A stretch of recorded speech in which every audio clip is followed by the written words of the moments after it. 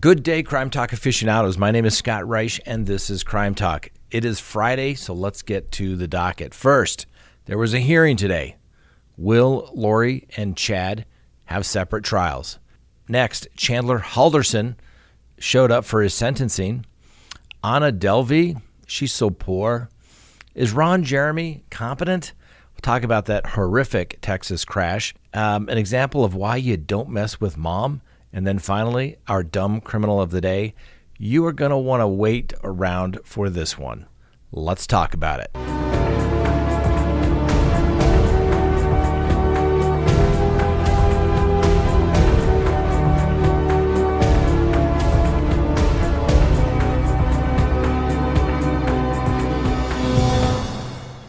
Good day, aficionados. This is Crime Talk. My name is Scott Reich. Thanks for watching. Today is Friday, March 18th, 2022. But you know the drill. Before we can open the docket, we need to take care of a couple of things. If you haven't done so already, please hit the subscribe button. Hit that little bell so you receive those notifications. Always leave us a comment below. And remember, you can listen to us by downloading Crime Talk on any of your favorite podcasting apps. Now, before we do open the docket, let's have a quick word from today's sponsor. Like many Americans, we got a dog during the pandemic. My quarantine dog, Miss Winnie the Bulldog. Now, Miss Winnie has grown accustomed to being around us all the time. When we were leaving the house, Winnie would have extreme anxiety, so we decided to look for natural products to help with her anxiety. We looked for the highest quality CBD treats, and we were not satisfied, and neither was Winnie. So we created a high-quality CBD product that absorbs faster and provides the required results faster. Baked in Colorado CBD treats and beverage enhancers are made with nanotechnology. The nanotechnology makes the CBD extraction more pure, also allows for Baked in Colorado products to work faster. Baked in Colorado products can help reduce your pet's anxiety, ease joint pain, and help with your dog's skin problems. Go to our online store and see what Baked in Colorado product is best for your dog. When you order at bakedincolorado.com, enter code WINNIE and receive 15% off your first order. We have a 30-day money-back guarantee. If your dog does not experience the desired results in 30 days, return the product and we will refund your money. No questions asked. Okay, let's open the docket for Friday, March 18th, 2022. There was a hearing held today in regards to Chad Daybell's motion for severance. Severance from what, Scott? Severance from having the same trial with Lori Vallow. Well, that's kind of a factual and legal impossibility at this point. Well, why is that? Well, because Lori Vallow is still at the state hospital being restored to competency. And it was somewhat alluded to today at the hearing that it doesn't appear as though there's been any change as it relates to Lori Vallow, with one exception that I'll get to in just a minute. Okay, so Mr. Pryor, Chad Daybell's attorney, has filed a motion some 5 months ago, and the court said, no, we're going to have a hearing today. Even though the prosecution wanted to delay the hearing, the court said, no, we're going to go forward because these matters need to be resolved for everybody involved. And the motion is severance. As you may recall, in the indictment, Lori Vallow, Chad Daybell are charged with conspiracy regarding the deaths of J.J. Tiley, as well as Tammy, who was Chad Daybell's wife before she passed away and married Lori Vallow several days after her death. Nothing weird about that, for sure, right? Well, anyway, so normally when there is an indictment and there are co-conspirators, the trial goes together. They all go to trial together. The court has blocked out some 10 weeks for this trial, and the trial is not scheduled to commence until January of 2023. But really, I know it seems like a long time, but from the attorney's perspective, that's just right around the corner because there's a lot of work that needs to be done. So Mr. Pryor is trying to find out as much information as he can as to what is the evidence that is going to be presented against his client, like any attorney would do. Mr. Pryor is saying we need a decision because Chad Daybell is in custody and we cannot wait indefinitely for Lori Vallow to be restored to competency if and when she ever would be. And that makes complete sense. The prosecution says, well, he signed a waiver of speedy trial, so there's not a big issue. Now, normally in state courts, when you sign a waiver of speedy trial, it usually means a 6-month period begins from a particular date. From the date that you sign it, that's the new 6-month period begins. Now, Chad Daybell signed a waiver of speedy trial. I took it to mean that it was from 6 months from that date, but they agreed to set the trial date out into January of 2023 because it is a death penalty case and it does require a lot more work. But it doesn't mean that you indefinitely waive your right to a speedy trial. You know, that pesky little thing in the Constitution that says you have a right to a speedy trial, a public trial, because, we didn't like it when the king said we're going to throw you in jail and we'll get around to a trial when we think it's okay or when it's convenient for us. And that was really the argument of the prosecution today. The prosecutor kept saying, and I don't know how many times she said it, but she said it a lot, which was judicial economy. What does that word really mean? Judicial economy means, Judge, it's going to be really expensive and inconvenient for us to do this case multiple times. Please don't make us do this case more than once. That's basically the government's argument. Judge, just doesn't make sense. Why we should have to do this twice, because it's the same evidence and it's just not fair to us. And it's going to be really expensive. Did we mention that, Judge? Really expensive. And it's going to take up a lot of time in your docket too. That is judicial economy. It's certainly a factor that the court has to consider when ruling on a motion for severance, but there's two more important issues here. Judicial economy is certainly a factor that the court must consider in making their decision, but there are other factors that the court also needs to consider. First, are there any Bruton issues? This came up during the hearing, and you can watch the hearing at the link below. So one of the things the court has to consider is whether there is a Bruton issue. And this is a case from the United States Supreme Court that goes back to 1968. And in that case, and let's make sure we get it all correct here, it was a joint trial between co-defendants. And one of the co-defendants was convicted of both armed postal robbery. Now, one of the defendants did not take the stand, but a postal inspector testified that the one defendant confessed orally and that the Mr. Bruton and the petitioner committed the robbery. The trial judge instructed the jury that although Evans' confession was competent evidence against him, it was inadmissible hearsay against Mr. Bruton and had to be disregarded in determining petitioner's guilt or innocence. Well, needless to say, the co-defendant and Mr. Bruton both appealed to the Court of Appeals. The court set aside Evans' conviction on the ground that the oral confession should not have been received against him, but affirmed petitioner's conviction in view of the trial judge's instruction. Well, the Supreme Court said because of the substantial risk that the jury, despite the instruction to the contrary, looked to the incriminating extrajudicial statements in determining petitioner's guilt, admission of the other co-defendant's confession in the joint trial violated Mr. Bruton's right of cross-examination secured by the Confrontation Clause of the United States Constitution, specifically the Sixth Amendment. That Confrontation Clause keeps coming up, doesn't it? Because it's a huge thing when it comes to court. And so you can't cross-examine what somebody else said when you allow in hearsay testimony saying that person confessed. You can't do that. So normally what happens when you have co-conspirator statements being admissible in court, you have to do a proffer. And it usually comes up in federal court because it really makes the federal prosecutors work. And at the hearing today, the prosecutor's like, Judge, we can't go through and look at every statement we want to use. That would just take up too much time. Wah! You're the prosecutor. You have all the resources. Go do the work. I do not understand why these prosecutors are hesitant to go to trial. It really makes me wonder if they think they don't have enough to convict. And so when you have a proffer of Bruton statements, the prosecutors have to say, here's the statement that I want to use.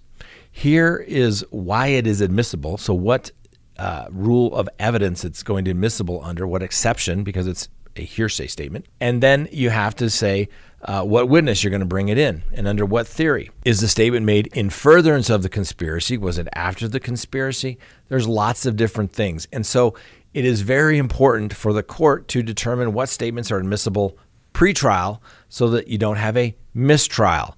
Bottom line. The other thing is inconsistent theories of defenses. That's another reason the court has to consider. Is there an inconsistent theory of defense that basically you're going to point fingers at each other? Well, that in and of itself, as the prosecutor said, isn't necessarily enough of a reason to do that, particularly when you have a third party that could be involved. Here we have Alex Cox, who is basically listed as an unindicted co-conspirator and more than likely committed these murders. So you can point the fingers at yourself as well as to a third party, which the defense will more than likely do as it relates to Alex Cox. So that's another reason why the prosecution says, don't worry about it. They're just going to point their finger at Alex Cox.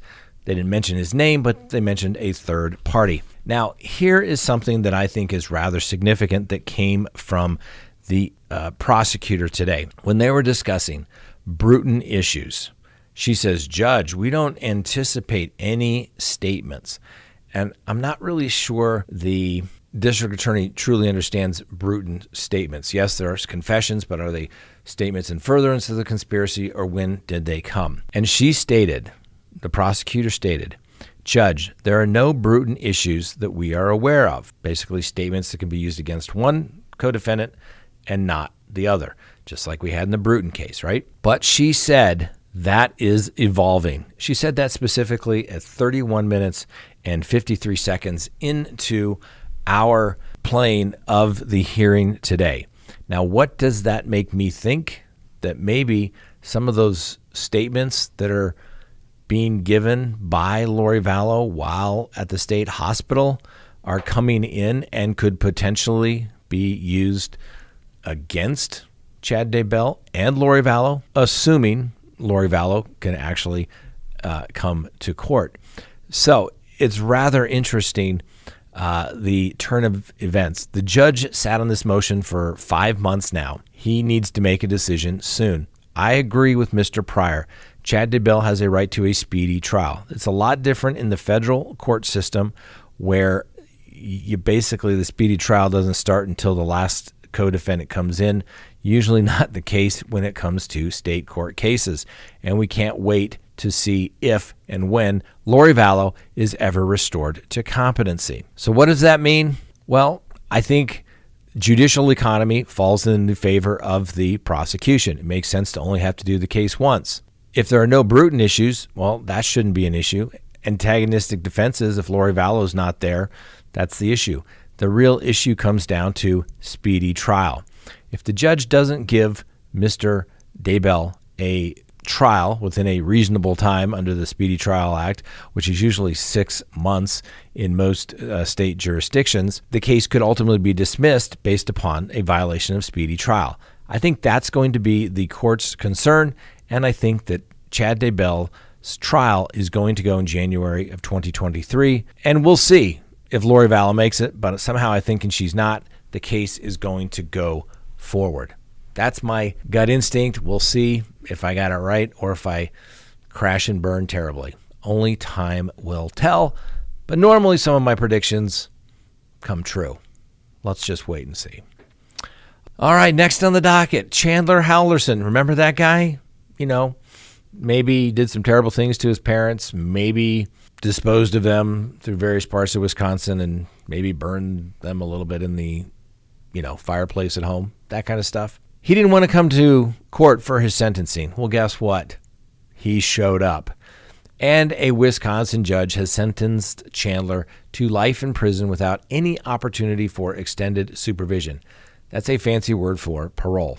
Now, just 24 days ago, a jury convicted Mr. Halderson of 2 counts of first-degree intentional homicide, 2 counts of providing false information regarding a kidnapped or missing person, 2 counts of mutilating a corpse, and 2 counts of hiding a corpse, 1 count for each of his parents. Now, trial prosecutor said that Mr. Halderson lied to his parents about working for a local insurance company and with a local rescue dive team while he was really living at home and playing video games during the day. Sounds like a real ball of fire. He even told his girlfriend he secured a job with Elon Musk's SpaceX. When his lies caught up with him, a jury agreed with the prosecutors that Mr. Halderson shot his father, Bart Halderson, in the back. He then killed his mother, Chandler Halderson, when she returned home. And during sentencing, prosecutors Andrea Raymond said the case presented at her office with not your average pre-sentence investigation report. Chandler Halderson was very privileged growing up. There was no evidence of abuse. His parents were happily married and supported him. He was never exposed to any violence and never had to worry where his next meal was coming from. I agree with the prosecutor. That's usually what you see in pre-sentence investigation reports of people in the criminal justice system. Now, perhaps his mother babied him too much and was a little too doting. I took a lot of heat when I said that. There was a little too much mommy, but even the prosecutor agrees with me. Well, needless to say, the prosecutor continued, it is out of this life of privilege, this childhood that was nearly ideal, that he committed these crimes. It is also worth noting that these crimes were committed against these two individuals that provided this childhood for him. The two people that took care of him. She also noted that Chandler never mourned his parents. Raymond said relatives would spend their lives questioning whether they missed red flags or could have done anything to save the victim from their untimely fates. Well, the defense attorney, Crystal Vera, attempted to stress to the judge that Mr. Halderson was redeemable and deserved a chance at parole. Now, Mr. Halderson made a brief statement in a monotone, almost robotic voice. Your Honor, I want to take the opportunity to state my intent to appeal my convictions. If there are any lawyers listening and willing to take on my appeal, take a moment to please reach out to me. I did not do that. I did not have feelings. It's that I was warned not to show them due to the scrutiny of the case. Thank you. That's basically code for my lawyer did a terrible job. Someone please help me for free. Well, the Judge Hyland, then said that he needs to protect the public, and that was more important than the reconstruction of the Halderson family. He encouraged individual family members to decide for themselves whether it was appropriate to reconnect with the defendant behind prison walls. The judge appeared to struggle to hold back his own emotions when pondering the viciousness of the crime. The judge stated, my condolences go out to every member of their family. Tough case, Mr. Halderson. Like I said, I took a lot of heat when I said, boy, it sounds like a little too much mommy TMM. At least the prosecutor agreed with me on that one because that's clearly the guy's MO. He just took and didn't like it when somebody said, oh, I think it's time to grow up and get a job. Be careful out there, ladies and gentlemen. Be careful. Next on the docket, Anna Delvey. The one who the movie on Netflix, Creating or Inventing Anna, was based upon, Anna Delvey. She's got that scene where she's like, you're so poor. I would love that. I'd love that. Well, anyway, the fake heiress, Anna Sorkin, has finally expressed remorse for her scam, saying that no money in the world is worth going to jail, even for one day. Now, Miss Sorkin, who's now 31, who is the real-life inspiration for the Netflix show Inventing Anna, is currently behind bars trying to fight deportation. She states, I admit I've made some mistakes. I would say so, yeah. And she also says that she never tried to harm anybody, and she's trying to fix all those things right now. I don't know what that makes me. Now, Miss Sorkin also goes by the name made up by Anna Delvey, where she allegedly conned friends, banks, and hotels by pretending to be a German heiress with a trust fund of some $60 million. Now, for the longest time, Anna maintained her innocence and said she never told anyone that she was a German heiress. They came to the conclusions on their own. When asked back in 2019 during her trial whether she had any regrets, she told the journalist, I'd be lying to you and to everyone else and to myself if I said I was sorry for anything. So in 2019, Miss Sorkin was jailed for between 4 and 15 years in order to pay $199,000 in restitution to her many victims. She was ultimately released, and now Miss Sorkin has appealed her deportation and is hoping to learn her fate in the next week. Now, Anna offered up this piece of wisdom in her most recent interview. You don't get to press a reset button and go back and fix what you've done in the past. So don't commit any crimes, and then you don't go to jail. It's definitely not worth it. Now, Ms. Sorkin claimed that she has settled her restitution and covers her own legal bills thanks to the $320,000 windfall that she received from Netflix. She is currently being held at the ICE custody at the Orange County Correctional Facility in Goshen, New York, for overstaying her visa. In an Instagram post, Ms. Sorkin compared her experience at Rikers Island to a luxury Moroccan villa when compared to the experience at the ICE detention facility. On Thursday, an ICE spokesman confirmed in November of 2021, the Board of Immigration Appeals granted Sorkin's emergency stay request. She remained in ICE custody pending removal. We'll see what happens. I don't think that's the last we're going to hear from Anna, whether it's here or in another country. Probably like the Tinder swindler guy who's now out there making tons of money, even though he's a total con man. Well, Ron Jeremy. It's been a while since we talked about Mr. Jeremy. As you may recall, he's had some legal troubles. Well, everything's been put on stay. Let me tell you why. His trial for the alleged sexual assaults, where it's alleged that Ron Jeremy was the perpetrator, was suspended yesterday after he appeared incoherent and confused in his cell at a California courthouse. The 68-year-old was supposed to go to trial in 2 weeks amid allegations that he had allegedly sexually assaulted some 24 women. However, Jeremy's attorney said yesterday that his client was non-responsive and did not recognize his lawyer. In 2020, charges were brought against Mr. Ron Jeremy, where prosecutors alleged he sexually assaulted 4 women in bars along the Sunset Strip. A more intensive investigation uncovered some 30 additional allegations and incidents going back to the year 2000. Now, the criminal charges against Mr. Jeremy stem from these allegations by 21 different women, and in February, Jeremy's legal team asked for his case to be separated into 21 separate trials. The Los Angeles County Superior Court Judge George Lamelli halted the criminal case and scheduled a mental competency evaluation and a hearing set now for April 1st. A follow-up hearing in regards to Jeremy's criminal case is also scheduled for April 19th. Maybe somebody was having a really bad day, and that's why he was incoherent. Or just coming to the realization that he's probably going to spend the rest of his life in prison. That can be shocking to some people. All right, next on the docket, let's talk about that Texas crash. This is why 13-year-olds don't drive. Okay, a 13-year-old Mennonite boy was driving a truck that veered into a bus full of University of Southwest golfers, killing himself, his father, and 6 of the students and their coach. Ricky Siemens was 13, and his father, Heinrich Siemens, 38, were among the people who died in Tuesday's crash in Andrews, Texas. A friend of the family revealed that Ricky had accidentally burned down his family's home in December of last year, completely destroying the property. The child was apparently driving the family's Dodge truck when the front left tire, a spare, blew out as it was hurtled down the flat Texas road at a high rate of speed, causing it to cross the line into oncoming traffic and slamming into the bus. 2 male students were pulled from the wreckage of Tuesday's crash alive and airlifted to the hospital. Now, the National Transportation Safety Board has not offered further information on why the boy was driving. The legal driving age in Texas, where the fatal accident took place, is 16 years of age. Family members, friends, and others who knew the 6 athletes killed in Tuesday's accident remembered them as great kids, and community members as tributes continued to pour into the